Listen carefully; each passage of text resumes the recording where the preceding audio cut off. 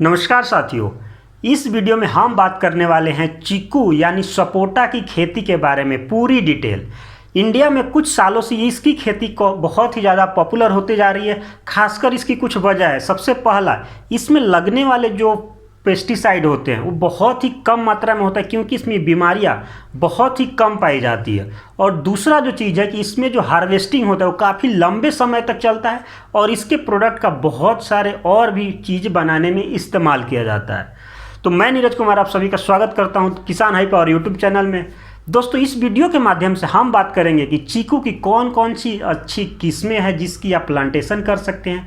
फिर हम बात करेंगे इस वीडियो में कि आप इसकी प्लांटेशन कैसे कर सकते हैं। फिर इस वीडियो में हम बात करेंगे आप इसमें फर्टिलाइज़र और पेस्टिसाइड का मैनेजमेंट किस प्रकार कर सकते हैं। फिर हम बात करेंगे कि आप इसकी हार्वेस्टिंग कैसे कर सकते हैं, कितना समय के बाद ये तैयार होता है। और लास्ट में हम बात करेंगे कि अगर आप 1 एकड़ सपोटा की खेती करते हैं तो 1 साल में आपको कितना का खर्चा आएगा और कितना प्रोडक्शन का आपको पैसा मिल सकता है। तो आपने अभी तक इस चैनल को सब्सक्राइब नहीं किया है तो ज़रूर सब्सक्राइब कर लीजिए। और आप चाहे तो आप हमें इंस्टाग्राम पे भी फॉलो कर सकते हैं, क्योंकि ऐसे ही समय समय पे मैं आपके लिए कमाल के वीडियोस लाते रहता हूँ। अब अगर हम बात करें कि इसमें कौन कौन सी अच्छी किस्में हैं, तो जो इंडिया में सबसे ज़्यादा पॉपुलर किस्मों में सबसे पहला आता है काली पत्ती, उसके बाद क्रिकेट बॉल और फिर पीली पत्ती। ये जो 3 वैरायटी है काफ़ी ज़्यादा भारत में प्रचलित है और इसकी जो प्लांटेशन है कहीं ना कहीं हिंदुस्तान के हर एक राज्य में की जाती है। तो बात करें इसकी प्लांटेशन के, तो आप इसको प्लांटेशन 2 तरह से कर सकते हैं। एक है बीज के माध्यम से और दूसरा कॉलम के माध्यम से। तो मैं रेकमेंड करूँगा कि आप जो चीकू है इसकी खेती बीज के माध्यम से कभी ना करें। इसमें दिक्कत क्या है कि अगर आप बीज से इसकी खेती करते हैं तो जो फल आएगा उसको आने में 7 से 10 साल का समय लग जाता है। तो बीज से खेती नहीं करके आप किसी अच्छे नर्सरी से आप ग्राफ्टेड जो कॉलम होते हैं वो लेकर आए, जो पूरा जितना बड़ा प्लांट लेकर आएंगे वो बेटर होगा, जिसमें ज़्यादा से ज़्यादा पत्ता होगा वो बेटर होगा।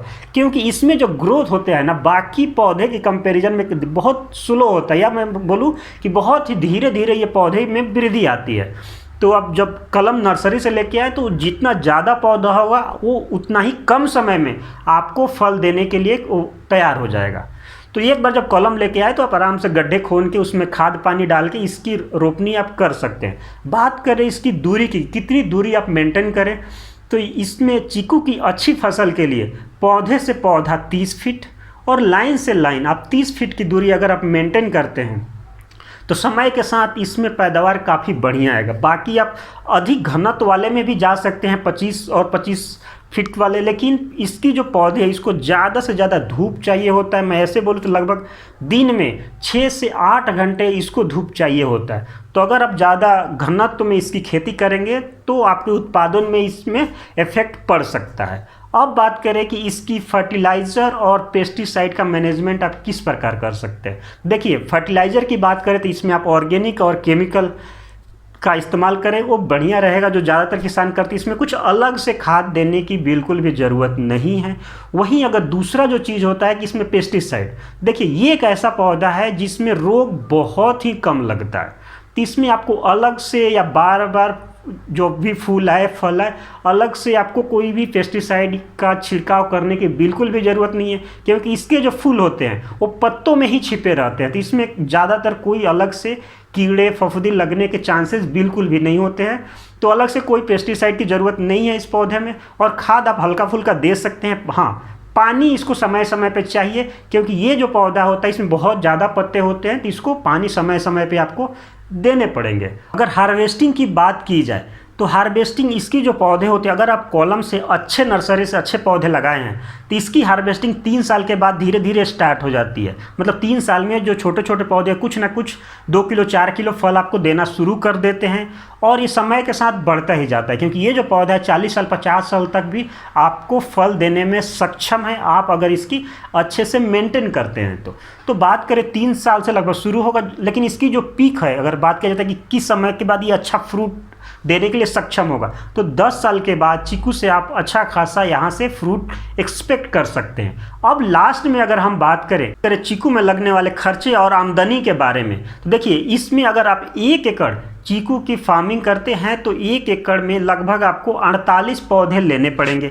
अगर आप अच्छे नर्सरी से लेते हैं तो एक पौधे की जो कीमत होती है लगभग 120 रुपये के आसपास होती है। यानी अगर 1 एकड़ में टोटल जो पौधे का जो खर्चा हो गया 5,760 रुपया, उसके बाद लेबर कॉस्ट और खाद, ये दोनों मिला दिए तो लगभग 1 एकड़ प्लांटेशन में आपको 10,000 रुपया का खर्चा आ जाता है। ये पहले साल का खर्चा है, जो अगले साल से पौधे का खर्चा नहीं आएगा। उसके बाद खाद, मेंटेनेंस, लेबर का खर्चा आपको आता रहेगा। अब इसमें बात करें इससे होने वाले आमदनी के बारे में।